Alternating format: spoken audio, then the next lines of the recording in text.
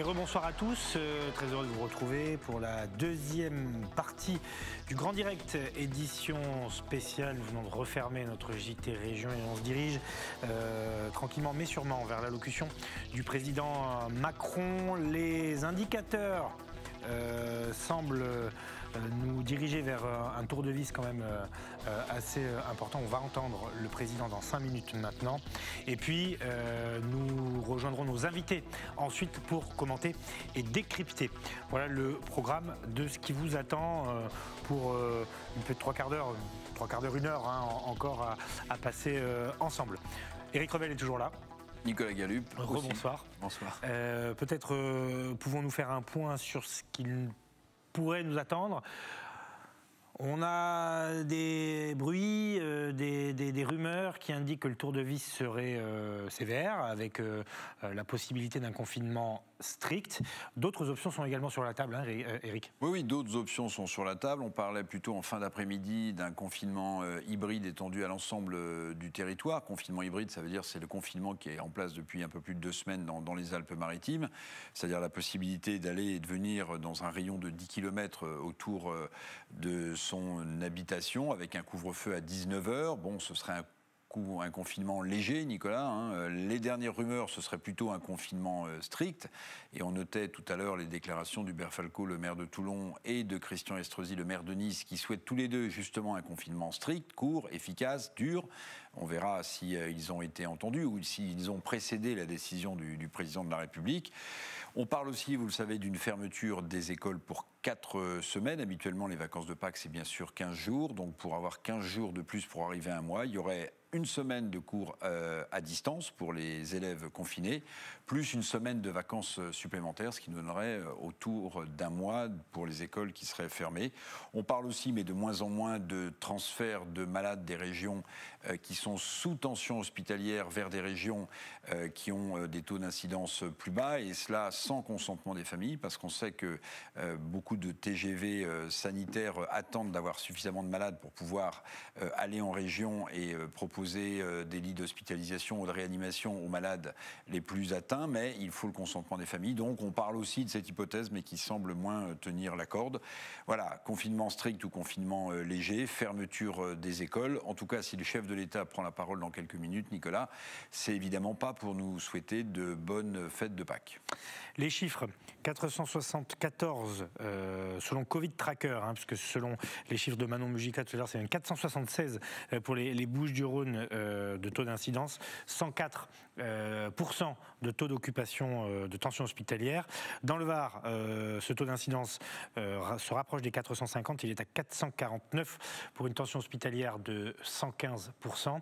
Et dans les Alpes-Maritimes, 474 de taux d'incidence pour 143% de tension hospitalière. On est clairement le cœur de cible. Là, si des mesures territorialisées sont annoncées, on ne voit pas comment le Var et les Bouches-du-Rhône pourraient y échapper, par exemple. Oui, bien sûr. On ne voit pas comment ils ne pourraient pas rejoindre les Alpes-Maritimes dans un confinement, alors ou hybride ou strict, parce qu'évidemment, vous venez de le rappeler, les taux d'incidence augmentent. Ce qui est un peu plus inquiétant quand même, c'est qu'avec un confinement hybride, le taux d'incidence dans les Alpes-Maritimes ne baisse pas. Ouais. Il est à 474. En début de semaine, il avait pas mal baissé, enfin la semaine précédente, et puis là, on voit qu'il est reparti à la hausse. Donc de là à imaginer ou bien qu'il est trop tôt pour juger de l'efficacité de ce type de confinement, ou bien alors, ce serait plus embêtant, que le confinement hybride n'est pas suffisant pour contrecarrer l'envolée de l'épidémie, ce qui nous amènerait à quoi, Nicolas ? Un confinement plus strict. Et on rappelle ce décalage de 15 jours entre le taux d'incidence et la tension hospitalière. Le taux d'incidence qui avait baissé il y a quelques jours, aujourd'hui, c'est la tension hospitalière qui se stabilise. Donc on peut imaginer que si le taux d'incidence explose de nouveau dans nos départements, on va au-devant d'hospitalisation, pas en masse, mais plus importante dans les 10-15 jours qui arrivent. Je voudrais juste qu'on regarde les chiffres de la vaccination à présent, pour faire le point en région sud. 673 658 premières doses injectés dans notre région, 234 036 secondes doses injectées. Et cette information, je vous en parlais tout à l'heure, alors c'était pas la commune de Cannes sur laquelle j'avais les infos sur la vaccination des enseignants, c'est une autre commune des Alpes-Maritimes, mais la ville de Cannes va ouvrir des créneaux, donc à l'initiative de David Lisnard, pour les forces de l'ordre et les enseignants dès la semaine prochaine pour la prise de rendez-vous. Voilà. Ne suivant pas ainsi les recommandations de Paris et du gouvernement. Donc je parlais de révolte du plan vaccinal, on assiste bien à un début de quelque chose parce que visiblement, et on entendait aussi tout à l'heure le maire de cette commune nous expliquer qu'il allait vacciner. Emmanuel Macron prend la parole. L'épidémie de Covid-19 dure depuis maintenant plus d'un an. Un an de peine, d'épreuves, où nous aurons été au moins 4,5 millions à contracter la maladie et où bientôt 100 000 familles auront été endeuillées. Un an d'efforts pour tous, d'angoisse, de sacrifice, de fierté aussi et d'actes héroïques. Un an où ensemble, nous avons résisté et appris, où nous avons tenu. Je vous l'avais dit dès le début, nous allions vivre avec le virus, et c'est bien cela. Alors si ce soir, je m'adresse à vous avec autant d'humilité que de détermination, c'est pour vous dire que nous allons tenir encore, essayer de faire le point sur l'épidémie, les prochaines étapes, essayer de vous dire que si nous restons unis, solidaires, si nous savons durant les prochaines semaines nous organiser, alors nous verrons le bout du tunnel et nous nous retrouverons. Si je m'adresse à vous ce soir, c'est pour appeler à la mobilisation de chacun pour ce mois d'avril où beaucoup se joue. Où en sommes-nous aujourd'hui ? Après un confinement dur, lors de la première vague au printemps 2020, puis ce qu'on a appelé un confinement adapté lors de la seconde vague à l'automne dernier, nous avons opté depuis le début de cette année 2021 pour une réponse qui visait à freiner l'épidémie sans nous confiner. 3 principes n'ont cessé de nous guider. D'abord, la sécurité. Vous protéger, ne jamais transiger sur la santé des Françaises et des Français, permettre à chacun d'être soigné dans les meilleures conditions. Ensuite, le deuxième principe, c'est l'équilibre. C'est-à-dire prendre en compte les conséquences aussi des restrictions sur nos enfants et leur éducation, sur l'économie, la société, la santé mentale, notamment des plus jeunes, veiller à ne pas pénaliser les territoires où le virus circule moins ou peu. Et puis le troisième principe, c'est la responsabilité, c'est-à-dire faire confiance. Préférer aux contraintes pour tous le civisme de chacun pour avoir les bons comportements face au virus, limiter ses contacts, se faire tester aux premiers symptômes et s'isoler lorsqu'on est positif. Sécurité, équilibre, responsabilité, ce sont ces 3 principes qui nous ont conduits, fin janvier, à privilégier le renforcement de cette stratégie tester, alerter, protéger, le couvre-feu, la fermeture de certains établissements sur le reconfinement général du pays. Nous avons tous consenti des efforts importants. Et le virus a continué de circuler. Il circule encore aujourd'hui fortement. Mais là où beaucoup de nos voisins ont décidé de confiner il y a maintenant 4 mois, nos voisins allemands par exemple, là où nos amis italiens en sont à leur 4e confinement, nous avons aussi, par ces choix collectifs que nous avons faits, gagné des jours précieux de liberté, des semaines d'apprentissage pour nos enfants. Nous avons permis à des centaines de milliers de travailleurs de garder la tête hors de l'eau sans jamais perdre le contrôle de l'épidémie. Nous avons donc, je le crois, bien fait. Croire en la responsabilité des Français, ça n'est jamais un pari. Ces dernières semaines, nous faisons face à une nouvelle donne. Depuis, au fond, les premiers jours du mois, nous sommes entrés dans une course de vitesse. D'un côté, le déploiement de la vaccination, qui permet d'espérer raisonnablement une sortie de crise, et je vais y revenir. Et de l'autre, la propagation dans toute l'Europe d'une nouvelle forme de virus. Ce variant qui a été identifié pour la première fois chez nos voisins britanniques à la fin de l'année dernière et qui en quelque sorte a fait apparaître une épidémie dans l'épidémie. celle-ci est plus étendue qu'au printemps dernier, ce qui fait qu'aucune région métropolitaine n'est désormais épargnée. Et celle-ci est aussi plus dangereuse qu'à l'automne, ce qui fait que le virus est plus contagieux, mais aussi plus meurtrier. Les services de réanimation ont à prendre en charge des personnes en bonne santé, qui ont aujourd'hui 60 ans, même 50 ans, quelques-uns parfois plus jeunes. Retenez un chiffre, 44% des patients en réanimation ont aujourd'hui moins de 65 ans. Face à ce double phénomène, nous avons décidé le 18 mars de prendre, pour près de 20 départements, des restrictions complémentaires au couvre-feu national qui était déjà en vigueur. 2 semaines après la mise en place de ces mesures, les chiffres sont clairs. Oui, cette stratégie a eu des premiers effets. Mais très clairement, ces efforts restent trop limités au moment où l'épidémie accélère. En quelque sorte, nous sommes en train de subir cette accélération à cause du variant qui risque de nous faire perdre contrôle si nous ne bougeons pas.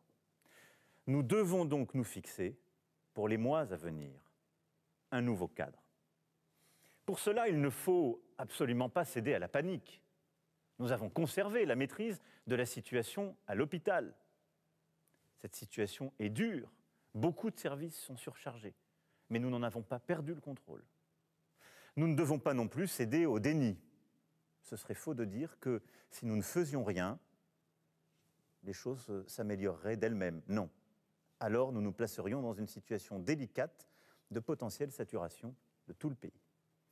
Aussi, pour continuer à protéger la vie au présent, c'est-à-dire les malades, et pour protéger la vie au futur, c'est-à-dire nos enfants, nous devons, pour les mois à venir, fournir chacun un effort supplémentaire. C'est cela ce que je nous demande collectivement ce soir. Un effort des soignants d'abord, pour augmenter nos capacités en réanimation. Je veux ce soir saluer à nouveau, en votre nom à tous, l'action remarquable de nos soignants, et en particulier des équipes de réanimation et de soins critiques, qui, secteur public comme secteur privé, agissent main dans la main, mutualisent les équipes, innovent, non seulement pour soigner les 28 malades du Covid à l'hôpital, mais aussi pour transformer des salles d'opération en salles de réanimation, pour assurer une continuité de soins pour les patients atteints de maladies graves comme le cancer, pour tous les moyens d'urgence, faire en sorte que tous les reçoivent et que tous puissent avoir les soins dont ils ont besoin. En mars dernier, à cette heure-ci, nous les applaudissions. N'oublions pas que depuis 1 an, ils sont sur le pont, sans relâche. Pour augmenter encore le nombre de personnes pouvant être accueillies en réanimation, sans trop déprogrammer, ils sont et seront appuyés dans les prochains jours par des renforts supplémentaires. Le nombre de lits en réanimation a déjà été porté à 7000. Et je veux ici remercier les étudiants en médecine, les retraités, le service de santé des armées, tous les volontaires de la réserve sanitaire. Tous sont mobilisés, seront mobilisés de manière accrue pour porter dans les prochains jours notre capacité à un peu plus de 10 000 lits, en particulier aussi avec l'ouverture de nouvelles capacités d'accueil dans certains hôpitaux parisiens. Deuxième effort, qui nous concerne tous, celui-ci. Les règles qui sont en vigueur dans les 19 départements en vigilance renforcée, ces règles seront étendues à tout le territoire métropolitain dès ce samedi soir et pour 4 semaines. Si nous faisons ce choix qui ne concerne pas nos territoires d'outre-mer, territoires où le virus circule moins, et territoires qui d'ailleurs, pour certains, ont fait de très gros efforts il y a plusieurs semaines pour ralentir aussi le virus de leur côté. Si nous faisons ce choix de toucher tout le territoire métropolitain, c'est parce que plus aucune région métropolitaine n'est aujourd'hui épargnée. Partout, le virus circule vite, de plus en plus vite, et partout, les hospitalisations augmentent. Et donc, chacun doit veiller, non pas à s'enfermer, mais à limiter au maximum les contacts, les rencontres, les moments de proximité avec d'autres personnes. Très concrètement, ça veut dire que le couvre-feu à 19h sera maintenu partout. Le télétravail, qui est sans doute la mesure la plus efficace, le télétravail sera systématisé. Et j'appelle tous les travailleurs et tous les employeurs à y avoir recours à chaque fois qu'ils le peuvent. Les commerces seront fermés sur tous les territoires métropolitains, selon la liste déjà définie dans les 19 départements aujourd'hui concernés. Nos citoyens qui souhaitent changer de région pour aller s'isoler pourront le faire durant ce week-end de Pâques. Les Françaises et les Français de l'étranger qui veulent rentrer en France pourront aussi le faire à tout moment. Et nous ferons tout pour faciliter les trajets et le quotidien de nos concitoyens travailleurs transfrontaliers. Alors certains militaient, je le sais, pour le retour généralisé de l'attestation, comme en mars 2020. Nous n'avons pas retenu cette option. Parce que l'irresponsabilité de quelques-uns ne doit pas ruiner les efforts de tous. Les contrôles, les sanctions seront renforcées sur la voie publique pour limiter les rassemblements, parce que c'est là que le danger existe, et pour encadrer la consommation d'alcool. Mais très clairement, nous faisons le choix de la confiance, nous faisons le choix de la responsabilité, et si je puis dire, de la respiration. L'attestation ne sera donc obligatoire en journée que pour les déplacements au-delà de 10 km du domicile. En cette période, qui est marquée par de nombreuses fêtes religieuses, je sais aussi pouvoir compter sur vous afin d'éviter, comme nous avons su le faire à Noël, les rassemblements privés, les fêtes avec les amis, la famille, les proches. J'insiste vraiment sur ce point. C'est lors de ces occasions que nous nous contaminons le plus. Il faut donc faire cet effort. C'est un effort pour vous protéger et pour protéger les autres. S'agissant des écoles, et c'est en quelque sorte le troisième effort que nous allons faire dans les semaines qui viennent, s'agissant des écoles, nous devons tous être conscients de nos devoirs vis-à-vis de notre jeunesse. Nous pouvons nous féliciter, dans notre pays, d'avoir réouvert parmi les premiers nos écoles au printemps dernier, le 11 mai, rappelez-vous, et de les avoir maintenues ouvertes depuis septembre 2020. Nous faisons partie des rares pays qui ont fait ce choix, alors même que nous avons été très frappés par l'épidémie. Nous l'avons fait en conscience, parce que nous croyons dans cet investissement dans les jeunes enfants et les adolescents qu'est l'éducation, parce que c'est le combat du siècle qui s'ouvre, car nos enfants ont besoin d'apprendre, d'être ensemble. Et nul ne sait dire les conséquences profondes et durables d'une fermeture prolongée des écoles qui renforce les inégalités sociales comme les inégalités de destin. Alors oui, le virus circule dans les établissements scolaires, mais pas plus qu'ailleurs. Et l'éducation de nos enfants, elle, n'est pas négociable. L'école n'est pas négociable. C'est pourquoi nous devons prendre nos responsabilités. Oui, il faut freiner le virus. Aussi, nous allons fermer durant 3 semaines les crèches, les écoles, les collèges et les lycées. Mais oui, nous devons préserver l'éducation et l'apprentissage. C'est pour cela que le calendrier scolaire sera adapté pour ne pas laisser nos enfants seuls et sans apprendre. De manière très concrète, cela signifie que la semaine prochaine, les cours pour les écoles, collèges et lycées se feront à la maison, sauf comme au printemps 2020 pour les enfants des soignants et de quelques autres professions qui seront accueillis, de même que les enfants en situation de handicap qui doivent continuer à pouvoir être accueillis dans le secteur médico-social. Les 2 semaines suivantes, soit à partir du 12 avril, la France entière, quelle que soit la zone de vacances, sera placée en vacances de printemps. La rentrée aura donc lieu pour tous le 26 avril, physiquement pour les maternelles et les primaires, à distance pour les collèges et les lycées. Le 3 mai, les collégiens et les lycéens pourront retrouver physiquement leurs établissements, le cas échéant, avec des jauges adaptées. Je sais, croyez-moi, ce que cette réorganisation implique de changements profonds pour les parents d'élèves et pour les familles. Mais c'est la solution la plus adaptée pour freiner le virus tout en préservant l'éducation et donc l'avenir de nos enfants. Les étudiants, quant à eux, pourront, pour ceux qui le souhaitent, continuer durant toute cette période à se rendre à l'université pour une journée de cours par semaine. Je veux ce soir, en votre nom, remercier et saluer tous nos enseignants. Et avec tous nos enseignants, d'ailleurs, l'ensemble des personnels qui permettent d'accueillir nos enfants dans les écoles, les collèges, les lycées, dans les établissements spécialisés aussi. Car si la France est un des pays à avoir le moins fermé ses écoles, comme je vous le disais, 42 semaines d'ouverture, parfois 2 ou 3 fois plus que certains de nos voisins, c'est grâce à eux. Enfin, comme depuis un an, l'accompagnement économique et social sera au rendez-vous. Les parents qui devront garder leurs enfants et ne peuvent pas télétravailler auront droit au chômage partiel. Et pour les salariés, les commerçants, les indépendants, les entrepreneurs et les entreprises, tous les dispositifs actuellement en vigueur seront prolongés. Je sais combien les efforts que je vous demande sont difficiles. Je mesure ce qu'ils emportent de conséquences pour notre pays et pour vos vies.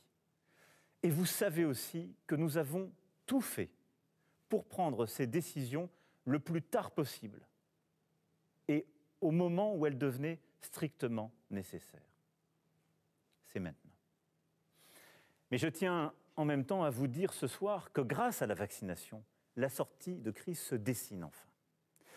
Parce que oui, à cette heure, vous êtes déjà plus de 8,5 millions à avoir reçu une première injection de vaccin. 3 millions à en avoir reçu 2. Et le vaccin est efficace. Il l'est au bout de 15 jours après l'injection de la deuxième dose.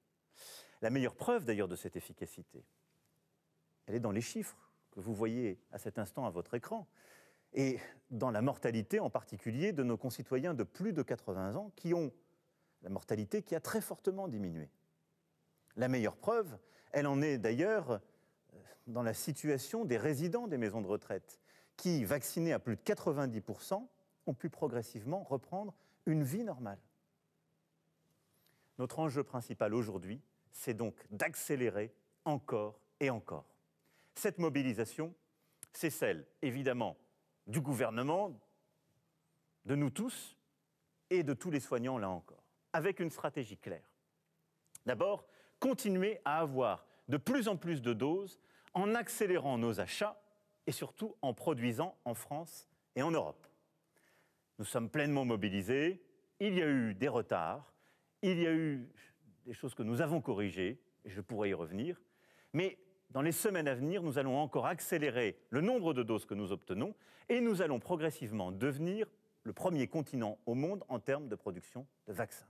C'est construire notre indépendance, c'est garantir que s'il faut des doses supplémentaires, nous ne dépendrons plus des autres, c'est garantir aussi la production de nouveaux vaccins s'il y avait à nouveau, à l'automne, hiver ou l'année prochaine, des nouvelles vaccinations à prévoir.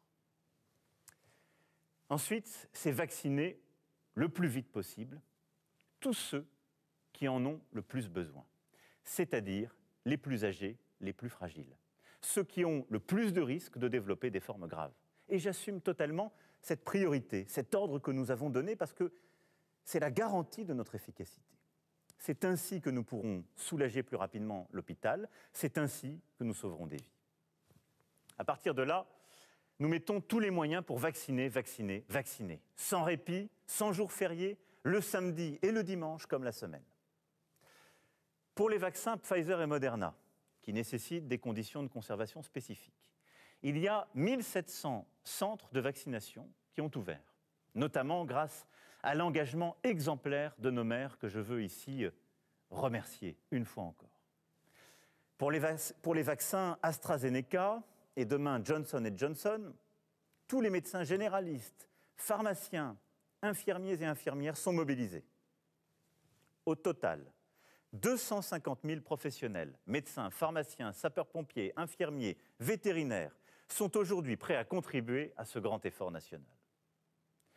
Si vous avez plus de 55 ans et êtes atteint par exemple de diabète, d'hypertension ou de surpoids, vous pouvez aujourd'hui prendre rendez-vous auprès de votre médecin, votre infirmier, votre pharmacien, qui vous vaccinera directement avec le vaccin AstraZeneca. Cela a commencé depuis la semaine dernière et nous allons accélérée à mesure que les doses seront livrées. Les 1700 centres ouverts sont à disposition pour eux vacciner avec les vaccins Pfizer et Moderna et aujourd'hui vacciner donc tous nos concitoyens qui ont plus de 70 ans.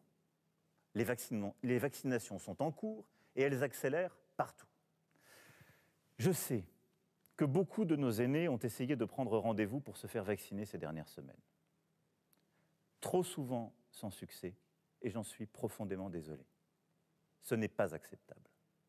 C'est pourquoi j'ai demandé à l'assurance maladie de mobiliser des équipes pour y remédier. Depuis quelques jours, si vous avez plus de 75 ans, vous avez peut-être déjà reçu des appels, car l'ensemble des plus de 75 ans qui n'ont pas réussi à obtenir un rendez-vous seront appelés par nos services pour pouvoir le leur fixer. Et en parallèle, un numéro spécial sera mis à disposition pour prendre un rendez-vous. À partir du 16 avril, les premiers rendez-vous seront accordés aux personnes qui ont entre 60 et 70 ans. À partir du 15 mai, les premiers rendez-vous seront ouverts pour nos concitoyens qui ont entre 50 et 60 ans. Et à partir de la mi-juin, les rendez-vous seront ouverts à l'ensemble des Françaises et des Français de moins de 50 ans. Une stratégie de vaccination spécifique sera par ailleurs prévue pour toutes les professions les plus exposées, en particulier nos enseignants que j'évoquais tout à l'heure, mais aussi nos forces de l'ordre et plusieurs autres. Nous tiendrons l'objectif que je nous ai fixé, à savoir que d'ici à la fin de l'été, tous les Français de plus de 18 ans qui le souhaitent pourront être vaccinés.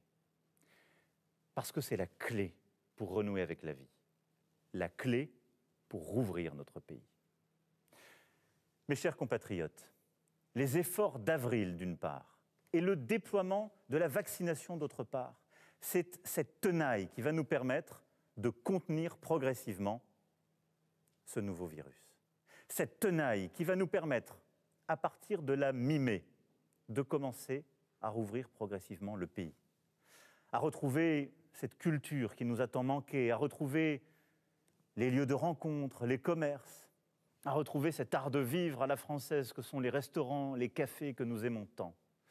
Je reviendrai vers vous prochainement pour préciser un agenda de réouverture et pour que chacun puisse aussi se projeter avec plus de visibilité dans les mois qui viennent. Dès la mi-mai, nous recommencerons à ouvrir avec des règles strictes certains lieux de culture. Nous autoriserons sous condition l'ouverture de terrasses et nous allons bâtir entre la mi-mai et le début de l'été un calendrier de réouverture progressive pour la culture, le sport, le loisir, l'événementiel, nos cafés et restaurants. Mais d'ici là, je sais pouvoir compter sur vous.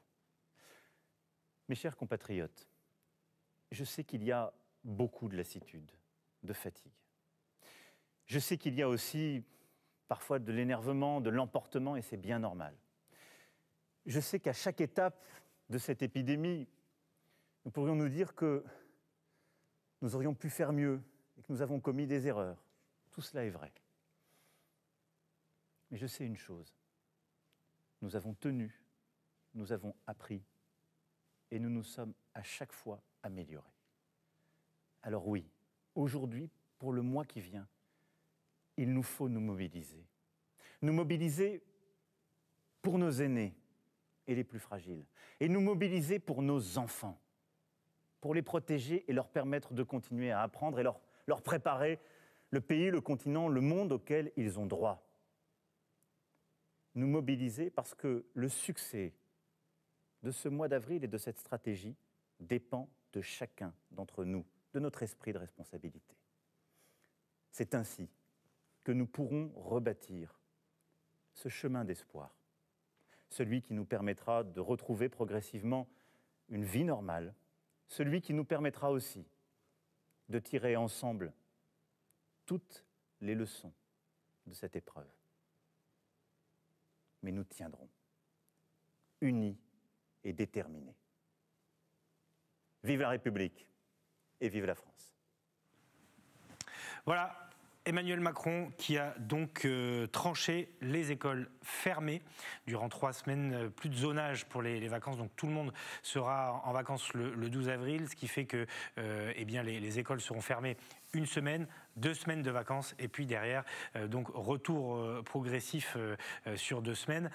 Éric, autre annonce, c'est la généralisation du confinement hybride type Alpes-Maritimes pour ce qui nous concerne dans le Var et dans les Bouches-du-Rhône. Voilà, pour ce qui nous concerne dans la région sud, c'est exactement ça qui va se passer. Un confinement hybride, c'est-à-dire on sort toute la journée sans attestation, a dit le président de la République, hein, vu le bug de la précédente, on ne s'attendait pas à moins, donc autour de son domicile 10 km.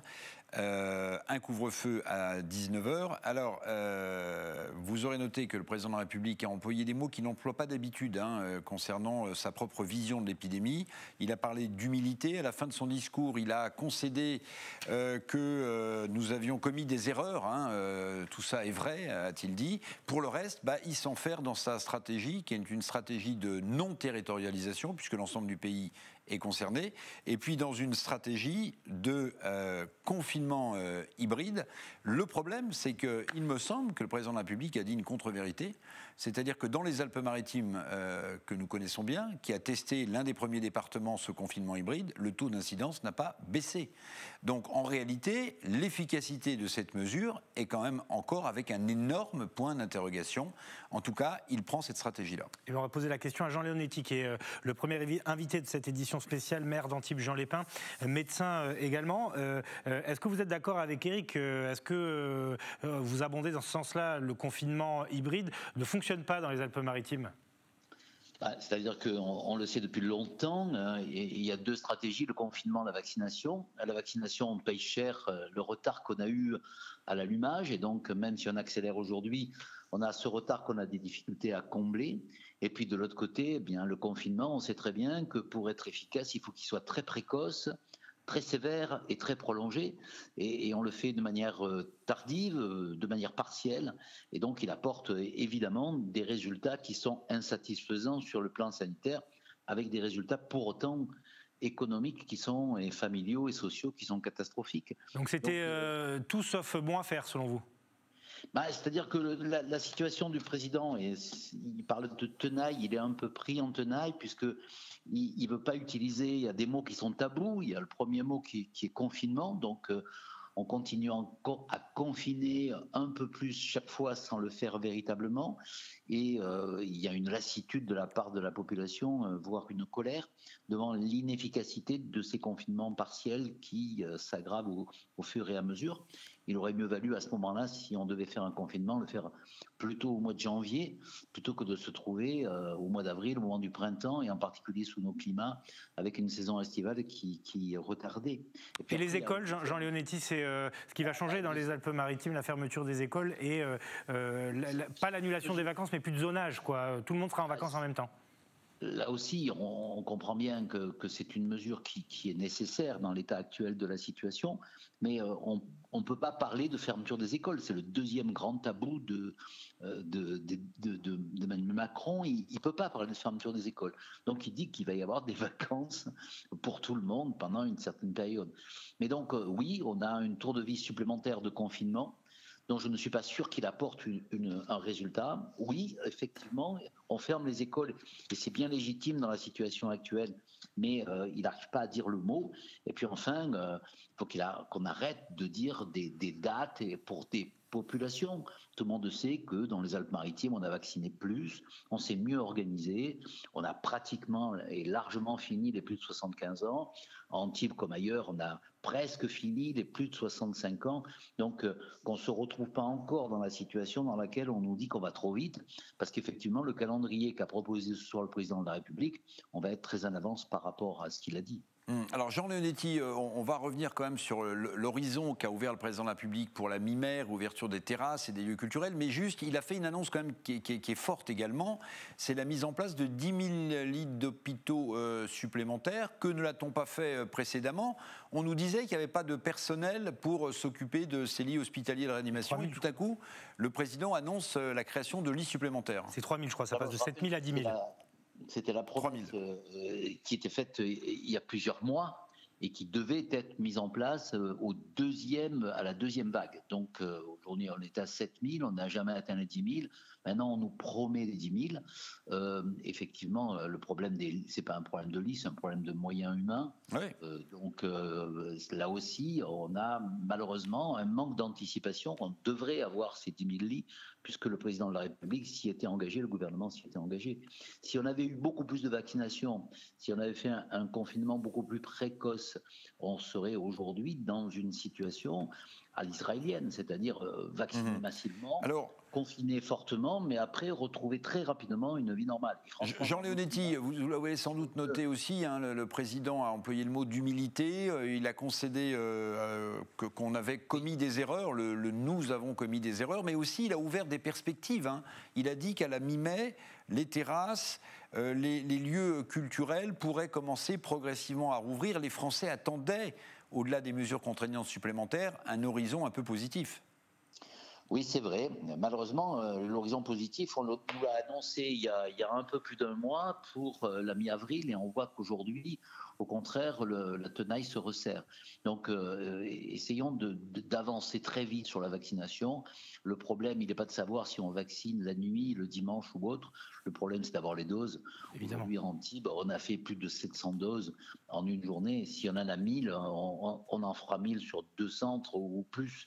Donc, si on a plus de doses, on vaccinera plus vite. Juste dernière question, Jean Leonetti, pardonnez-moi. On a entendu dans le Grand Direct tout à l'heure plusieurs maires, David Listin l'avait dit publiquement, qui commençaient à vacciner un peu comme ils avaient envie de le faire, les enseignants, les forces de l'ordre, les plus de 50 ans. Est-ce qu'à Antibes, vous avez entrepris la même révolte du plan vaccinal ? C'est pas une révolte, c'est très raisonnable ce qu'on fait. On a l'impression qu'on est des hors-la-loi parce qu'après avoir fait les 75 ans, on a fait les 70. Après avoir fait les 70, on a fait les 65. Maintenant, on va attaquer les 50 très probablement, possiblement à la fin de la semaine prochaine. Donc, on est tous dans la même situation. Vous savez, Antibes a aujourd'hui 18 000 vaccinés, c'est-à-dire qu'on a vacciné 20% de la population.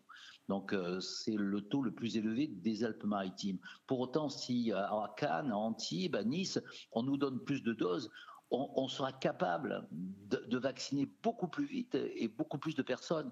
Donc ne nous fixons pas d'objectifs, fixons une hiérarchie. Et là, le président a raison quand il dit d'abord les plus anciens et ensuite les plus fragiles. Et on sait très bien que l'âge est un élément particulier. On sait aussi qu'il y a des professions exposées, on est prêt à les vacciner, et on sait aussi que les comorbidités sont un élément majeur, et on les a tous vaccinés. Donc, plutôt que de dire les 60 ans, c'est à partir de telle date, dès qu'on a fini les 65, on passe aux 60. Voilà, c'est comme ça qu'il faut plutôt dire, et ça ne nous mettra pas dans la situation un peu ubuesque qu'on a vécue avec cette polémique stérile entre Olivier Véran et David Lisnard, dans lequel Olivier Véran disait « je vous interdis de vacciner les plus de 50 ans. Si j'ai fini les plus de 60 ans, pourquoi je n'ai pas le droit de faire les plus de 50 ans ?» Vous avez entendu le président de la République, il faut vacciner matin, midi et soir, et il faut vacciner le plus rapidement possible toute la population. On est tous d'accord là-dessus. Merci. Donnons-nous des doses et nous irons plus vite. Merci beaucoup Jean Leonetti, maire d'Antibes, Jean Lépin, pour cette première réaction ce soir sur les antennes d'Azur TV. On va s'intéresser maintenant au cas des écoles, des collèges et des lycées qui vont donc fermer à partir de lundi. Bonsoir Fabienne Langoureau, vous êtes secrétaire académique du SNES-FSU dans l'Académie de Nice. Merci également à Philippe Vincent d'être avec nous, secrétaire général du SNPDEN UNSA, c'est le syndicat des proviseurs du personnel encadrant, des directeurs de l'éducation nationale. Je vais commencer avec vous, Fabienne Langoureau. Quelle est votre réaction ce soir? On ferme les écoles, mais entre guillemets pour une semaine. Est-ce que c'est comme ça que vous le voyez ou pas? Ma première réaction, c'est le sentiment d'un immense gâchis et une profonde amertume. Parce que la sonnette d'alarme, le SNES l'a tirée très tôt. Nous avons écrit au président de la République fin septembre, le 24 septembre, pour lui dire qu'il fallait prendre des mesures parce que le virus circulait dans les écoles, dans les collèges et dans les lycées. Mais nous avons un ministre qui est resté dans le déni total. Vous savez, on ferme les écoles la semaine prochaine. Nous avions une réunion au ministère avec Jean-Michel Blanquer vendredi. Vous voyez, vendredi, ce n'est pas loin pourtant. Eh bien, vendredi, quand nous lui avons dit peut-être que la question se pose de réunir dans une même zone tous les départs en vacances, celui-ci nous a dit que le problème ne se posait pas. Je cite, le sujet relève de la pensée magique, nous a-t-il dit, car on se contamine plus en vacances qu'à l'école. Et cela, ça a été la réponse de Jean-Michel Blanquer vendredi. Donc, voyez à quel point ce gouvernement fait encore une fois de plus l'illustration de son amateurisme et nous donne l'impression d'improviser au jour le jour. Philippe Vincent, on arrive vers vous dans une seconde. Juste Eric, là-dessus, c'est édifiant ce que nous dit Fabienne Langourou. Il y a moins d'une semaine, 5 jours, Jean-Michel Blanquer, presque méprisant, si on en croit ce que nous dit Fabienne Langourou, disait impossible. On ne décalera pas les vacances, on ne dézonera pas. Oui. Bah, le ministre de l'Éducation a été désavoué par son patron, qui est le président de la République. C'est des choses qui arrivent. Hein. Jean-Michel Blanquer qui expliquait que Emmanuel Macron était un grand épistémologiste, vous vous souvenez, il s'est fait aussi visiblement embarrer. Mais je voulais vous interroger quand même, madame, pardonnez-moi Philippe Vincent, hein. Vous parlez d'un gâchis, mais enfin le président de la République a raison quand même de dire qu'il y a plein de pays autour de nous où les écoles ont été fermées pendant des mois et des mois. Quand vous parlez de gâchis, vous voulez dire que vous auriez préféré que les enfants soient absents de l'école encore plus longtemps, comme en Allemagne ou comme en Italie ? Non, certainement pas. Non, au SNES-FSU, pour cela, nous avons toujours été très, très clairs. Hein. Nous ne prenons jamais plaisir à entendre parler de fermeture d'écoles, de collèges, de lycées.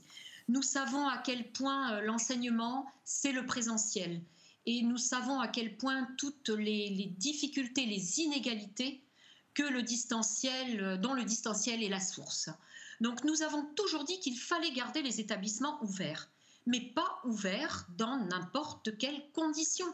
Et les conditions et les solutions, nous n'avons pas arrêté d'en mettre sur la table avec Jean-Michel Blanquer depuis fin août, depuis nos premières réunions fin août. Mais nous n'avons jamais été entendus. Rappelons-nous, encore là, il y a très peu de temps, la jauge des 50% dans les établissements scolaires, qui était une très bonne idée. Cette jauge des 50%, Jean-Michel Blanquer a refusé de l'étendre au collège. Il l'a maintenue uniquement au lycée. Et il a refusé de, justement, définir les termes. Au lieu de définir la jauge de 50% au sein d'une classe, il a laissé le flou pour étendre cette jauge simplement au sein de l'établissement. Ce qui a donné lieu, et je vois que le représentant du SNPDEN est là et ne va pas pouvoir me contredire, vous ne savez pas, attendez. Qui a donné lieu à des situations différentes dans tous les établissements.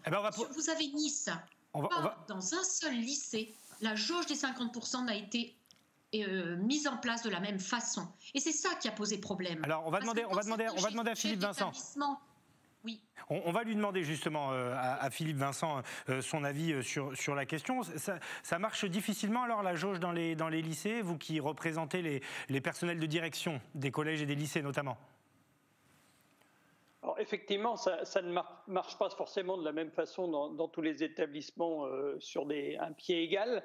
Bon, il faut aussi savoir que les établissements ne sont pas non plus égaux entre eux. Leur configuration de locaux, leurs espaces, le nombre d'élèves, le nombre de bâtiments peut aussi conduire à des stratégies, je dirais, diverses et variées de respect de cette jauge. Donc il est toujours compliqué, même si j'entends le raisonnement d'un traitement, je dirais, égal de tous les établissements, on voit bien aussi qu'il y a un certain nombre de situations où cette égalité, finalement, pourrait être contre-productive. Donc je pense que les chefs d'établissement, avec les consignes qui leur ont été données, ont fait au mieux au regard de la réalité de la situation de leurs établissements sur tous les plans. Qu'est-ce qui va se passer donc pour vous à partir de demain matin? Parce qu'il va falloir faire preuve de pédagogie, s'organiser avec les profs, avec les parents. Ça risque d'être un peu la panique quand même, non?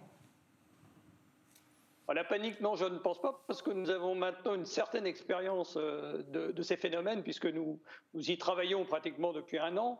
Donc je pense que beaucoup d'établissements, de toute façon, ont déjà en œuvre des dispositifs, alors ou complets ou partiels, d'enseignement à distance. Donc je pense que dès mardi matin, beaucoup d'entre eux seront prêts parce qu'ils auront étendu d'une manière générale des dispositifs qu'ils utilisent pour l'instant de manière partielle. Philippe Vincent, quand on vous écoute, on connaît votre sens de la diplomatie et de la prudence en général, et votre sourire me donne raison.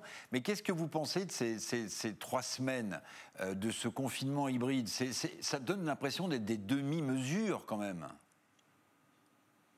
Je dirais qu'on a utilisé pour l'instant l'extincteur et la lance à incendie, on tente le Canadair. Voilà, globalement, on a loupé sans doute, et c'était aussi une des propositions qu'on avait avancées, de tenter à peu près la même opération sur les vacances d'hiver. Pour des raisons diverses et variées, le ministère n'a pas suivi ce type de proposition. Là, on voit bien que coincé un peu dans un engrenage infernal, il tente une solution qui finalement limitera la casse en utilisant la période de vacances pour faire jonction, d'une part entre une semaine d'enseignement à distance et une rentrée décalée dans les écoles, les collèges et les lycées. Et puis j'imagine la tentation de faire un pont, même si ça sera au mois de mai, avec la vaccination des personnels enseignants et autres personnels de l'éducation nationale.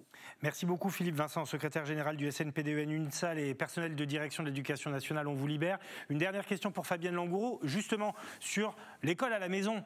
Emmanuel Macron a semblé indiquer que c'est une formalité de faire l'école à la maison. Or, on l'a vu dans la première partie du Grand Direct, c'est une vraie difficulté, notamment pour les parents. Donc là, il y a un défi aussi à mettre en place pour la semaine prochaine. Oui, un défi et un défi double, j'ai envie de dire, parce que je ne suis peut-être pas aussi optimiste, mais pour notre part, aucune leçon n'a été tirée par l'institution de ce qui s'est passé lors du premier confinement. Quand je dis aucune leçon, c'est que l'institution n'est pas prête du tout à passer en distanciel dès lundi. Pourquoi pas prête ? Parce que dans les établissements qui ont fermé, en région parisienne essentiellement, dès cette semaine, à partir de la mesure, un cas, une fermeture de classe, dans les établissements qui ont fermé ces derniers jours, on s'est rendu compte qu'il y avait des problèmes sur l'ENT, que de nombreux élèves n'étaient toujours pas équipés. La question de la fracture numérique se pose et n'est toujours pas résolue. Alors que le ministre se dit être le champion de la lutte contre les inégalités. Donc nous dire que nous sommes prêts pour le distanciel la semaine prochaine et pour une semaine, excusez-moi, mais j'en doute fortement. Merci beaucoup en tout cas Fabienne Langourou. Évidemment, on sera à vos côtés demain matin à tous les deux, avec les chefs d'établissement, les profs, les parents d'élèves pour recueillir toutes vos réactions. On aura aussi peut-être plus d'informations sur les modalités. Merci à vous. Je rappelle que vous êtes la secrétaire académique du SNES FSU, donc les enseignants dans l'académie de Nice.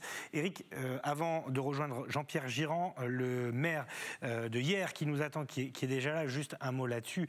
C'est vrai que c'est pas pour aller automatiquement dans le sens de Fabienne Langourou, mais ça fait 3 fois qu'on essaye de mettre en place des mesures dans les écoles, et effectivement on l'a constaté, tout le monde n'a pas un ordinateur, tout le monde ne pourra pas suivre en distanciel les cours la semaine prochaine.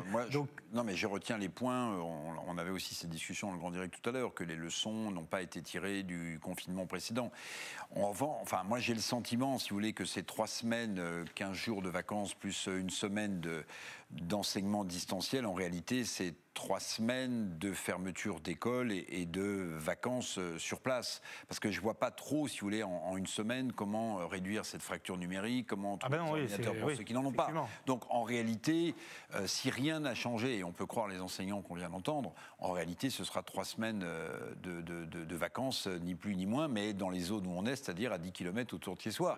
Et ça peut vous paraître complètement anecdotique, mais je me mets à la place de tous ceux qui, dans les différentes zones du pays, avaient réservé qui leur location, qui leur déplacement, etc. Là, ça va être un bins, passez-moi l'expression, totale. Bonsoir Jean-Pierre Girand, maire Les Républicains de hier.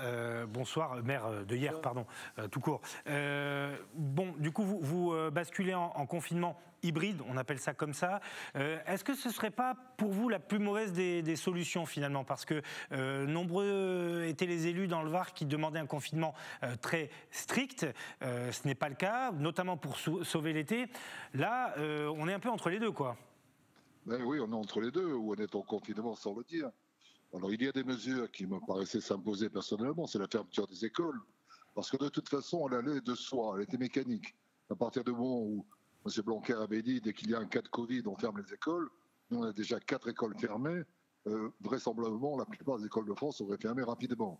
Donc il fallait fermer, c'est une fermeture pour 4 semaines. Le présentiel, je n'y crois pas, dans la mesure où l'équipement des enfants n'a pas été prévu, et on ne peut pas, la semaine prochaine, pourvoir ceux qui n'auraient pas le matériel informatique requis. Donc il y a cette fermeture, elle va effectivement perturber les plannings qui avaient été mis au point par les familles.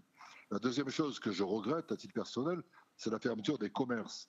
Parce qu'à partir du moment où on peut librement se promener, dès lors qu'on est à moins de 10 km, je crois, de chez soi, je ne vois pas pourquoi il n'y aurait pas cette semblant de vie que permet le commerce. Et avec des protocoles très stricts, il est démontré que cela n'accroît pas la contamination. Donc oui, encore des mesures intermédiaires. Ce n'est ni un confinement strict, ce n'est pas une possibilité de bouger, puisqu'on ne pourra pas, par exemple, traverser le département dès lors qu'il y a 10 km qui sont la limite requise. Et ce qui m'a surtout étonné, non pas étonné, ça m'a confirmé dans la psychologie du président, c'est que finalement, la stratégie est bonne, on la poursuit, on l'améliore, mais il n'y a jamais l'ombre d'un regret ou d'une difficulté. Quand j'entends dire que les hôpitaux, l'épidémie est maîtrisée et que les réanimations ne sont pas éventuellement saturées, je crois que c'est en totale contradiction avec la réalité qui est parfois observée. Je reviens sur ce que vous disiez sur les commerces. Dans les Alpes-Maritimes, certains de vos homologues ont pris des arrêtés pour autoriser l'ouverture des étals sur la voie publique. Est-ce que vous pourriez envisager de les suivre? Le préfet a tenté de dire stop, mais ça s'est poursuivi dans les Alpes-Maritimes. Enfin, si vous voulez, moi je ne suis pas favorable aux initiatives de maires contre les directives de l'État. Je crois qu'il faut, même si on peut discuter des mesures, les appliquer, parce que c'est un pari collectif qui doit être fait, mais simplement je regrette cette fermeture un peu mécanique, parce que qu'est-ce qui va se passer? Est-ce que les grandes surfaces vont être fermées? Est-ce qu'il va y avoir une agglomération dans les grandes surfaces? Bon, je crois que ça n'est pas souhaitable, parce que là, c'est un véritable lieu de contamination. Donc, des demi-mesures, on n'a pas voulu renoncer à l'ouverture des écoles, alors on a un système hybride avec 2 semaines de présentiel et 2 semaines de vacances. On n'a pas voulu fermer d'autres choses ou ouvrir autre chose. Voilà, on est toujours dans l'entre-deux, comme si l'essentiel était de préserver la parole présidentielle et, disons, le cours qui a été suivi, plutôt que d'avoir des mesures qui, même si elles étaient plus douloureuses, auraient à l'évidence un impact plus important. Merci beaucoup Jean-Pierre Girand pour votre réaction ce soir, maire de hier dans le Var. Le Var qui bascule donc en confinement hybride. On rappelle, Éric, donc les annonces principales. Le président Macron qui a demandé 3 types d'efforts dans les hôpitaux. 3000 lits de réanimation supplémentaires vont être ouverts. Ensuite, le confinement donc hybride appliqué sur tout le territoire, donc y compris dans le Var et dans les Bouches-du-Rhône. Et puis donc ces écoles qui vont fermer durant 3 semaines à partir de la semaine prochaine, avec 2 semaines de vacances, plus de zonage qui démarreront donc le 12 avril. Et à noter cette information quand même, quand on devra garder les enfants à la maison, on sera éligible au chômage partiel. Voilà, c'était une demande aussi, hein. Oui, bien sûr, au chômage partiel pour les parents qui ne pourront pas télétravailler, qui sont dans l'obligation de garder leurs enfants. Oui. On va terminer cette édition spéciale avec l'avis d'un médecin, le chef du service de réanimation de l'hôpital de Fréjus-Saint-Raphaël, le docteur Kédomar, qui nous fait l'amitié et qui est la gentillesse d'être là avec nous parce que vous êtes sur le pont depuis l'hôpital de Fréjus. Bon, vous nous aviez indiqué que vous poussiez un peu les murs en ce moment dans les hôpitaux. Le président Macron arrive avec 3000 lits supplémentaires. Est-ce que ça vous paraît réalisable là dans les semaines qui arrivent, les jours qui arrivent ? Oui, bonsoir. Effectivement, les annonces du président ont été un petit peu surprenantes puisqu'il a annoncé pouvoir étendre encore les capacités de réanimation. Donc, on voit que certaines régions ont encore une certaine marge, puisque dans la région parisienne, manifestement, il a estimé qu'il était encore possible d'étendre les lits. Par contre, je peux vous dire que dans la région PACA, sur la Côte d'Azur, en particulier dans le Var, on est déjà au maximum. Là, nous avons reçu aujourd'hui encore les directives de l'ARS pour tenter d'augmenter. Donc, le Var Ouest va faire encore un petit effort, mais ça va être quelques lits. Et on est déjà au maximum de ce qu'on peut faire, sauf un ordre précis de déprogrammer plus l'activité chirurgicale, ce qui n'est pas souhaitable pour ne pas entraîner de perte de chance pour les patients, bien sûr. Donc concrètement, expliquez-nous comment ça se passe. L'ARS donne des directives, elle dit, là, dans le communiqué qu'elle a envoyé aux rédactions, c'était 50 lits dans les jours qui arrivent. Mais derrière, il faut le personnel aussi pour gérer tout ça. Et puis la place, si vous me passez l'expression. Oui, bien sûr. Donc, pousser les murs, ça veut dire reconvertir des locaux qui ne sont pas des locaux de réanimation, comme les blocs opératoires ou les salles de surveillance post-interventionnelle ou les secteurs de soins intensifs cardiologiques, comme on le fait actuellement sur l'hôpital de Fréjus. Mais la difficulté, comme vous l'avez bien dit, c'est de le faire à moyens constants ou avec des moyens limités, parce que le président a annoncé des renforts. Mais ce qu'on constate dans la réalité de nos pratiques, c'est que les renforts, il n'y en a plus, la réserve sanitaire n'est pas disponible, les personnels sont épuisés et que c'est très très difficile de mobiliser de façon supplémentaire. Une dernière chose, sur les deux autres annonces fortes, les écoles qui vont fermer pendant 3 semaines et le confinement hybride qui va concerner votre département du Var, est-ce que vous considérez que c'est suffisant pour espérer une baisse de la tension hospitalière ? Oui, bien sûr. Les efforts auront des conséquences qu'on espère bénéfiques et favorables. Le président l'a dit, on est dans une composition permanente d'équilibre entre la sécurité, l'équilibre et la responsabilité. Et il l'a dit, l'avenir et le secours viendra de là. Donc, je vous ai préparé ce petit flacon de vaccin Pfizer, qui est bien entendu vide, mais je pense que c'est ça qui nous sortira de la crise, au moins jusqu'à l'été, quoi. Docteur Quai-Domar, une question tout de même. Le président de la République a donc annoncé 3000 lits supplémentaires. C'est une bonne nouvelle, mais jusqu'à présent, on nous expliquait que ce n'était pas réellement un problème de lits, c'est un problème de soignants et de formation des soignants. Ça veut dire que par un coup de baguette magique, les soignants vont être opérationnels si ces 3000 lits sont mis en place ? Depuis maintenant 1 an, il y a les sociétés savantes de réanimation, que ce soit la Société française d'anesthésie réa ou la Société de réanimation langue française, ont mis en place des formations express avec des didacticiels, avec des formations présentielles pour, on va dire, rendre prêt à l'emploi des agents qui ne sont pas spécialisés en réanimation. Mais bien entendu, ce ne sont pas des soignants qui sont experts.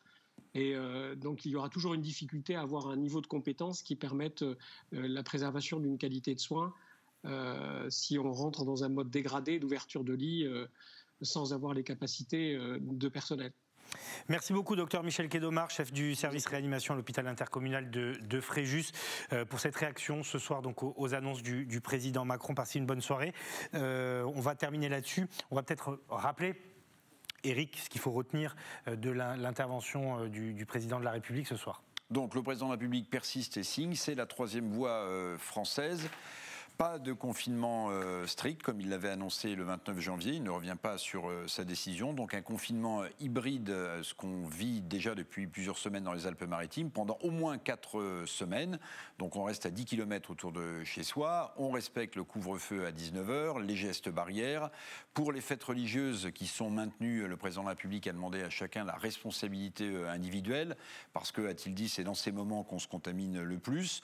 La création donc de 3000 lits supplémentaires pour l'hôpital, la fermeture des écoles pendant 3 semaines, 1 semaine de distanciel et on enchaîne avec 15 jours de vacances pour une reprise le 26 avril. Avec gradué la reprise, parce que c'est les primaires et les maternelles qui reviennent le 26 et le 3 mai pour les collèges et les lycées. Voilà, le 3 mai pour les collèges et lycées. Et un président de la République qui a estimé que ce type de confinement portait ses fruits et qu'il fallait donc l'étendre à l'intégralité du pays. Avec cette petite remarque que l'on faisait, c'est que dans les Alpes-Maritimes, ça monte plutôt, alors qu'on est en confinement hybride depuis plusieurs semaines. Et la tension hospitalière ne fait que se stabiliser, elle ne décroît pas forcément. Et puis je donne juste aussi ces 3 dates, 31 mars, les plus de 70 ans, donc on est dedans pour la vaccination. 16 avril, ouverture aux plus de 60 ans, et à partir du 15 mai pour les plus de 50 ans, et j'ai noté la mi-juin pour le commun des mortels, si j'ose dire, même si, on l'a vu, dans certains territoires, la vaccination va plus vite. Et avec cet horizon quand même que le président de la République ouvre, mais il l'avait fait à plusieurs reprises, c'est-à-dire réouverture des lieux culturels au mois de mai, des terrasses peut-être, progressivement. Il reviendra face aux Français pour donner un calendrier. Voilà, pour donner un calendrier, mais peut-être que quand on interrogera des gens de culture, par exemple, ils diront qu'ils ont peut-être déjà entendu ça par le passé également. Merci à vous Eric. Rendez-vous demain 18h30 pour le Grand Direct. Toutes nos éditions départementales, le JT Région évidemment, dans lesquelles nous reviendrons très largement sur les conséquences et les annonces et puis les réactions des uns et des autres. Merci comme tout à l'heure à Théo Sarfati, à Sébastien Lyotard bien sûr, Mickaël Fernandez, Fabrice Josto, Stéphanie Mossman et Philippe Caudet. Bonne soirée à vous sur les antennes d'Azur TV.